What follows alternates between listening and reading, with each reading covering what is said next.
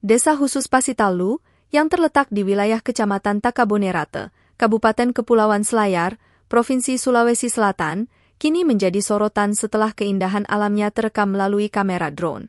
Desa ini telah resmi menjadi sebuah desa sejak tahun 2011, dengan nama Desa Khusus Pasitalu, sesuai dengan ketetapan Peraturan Daerah Kabupaten Kepulauan Selayar Nomor 15 Tahun 2011. Dengan jumlah penduduk mencapai 798 orang, mayoritas penduduknya berasal dari suku Bajo.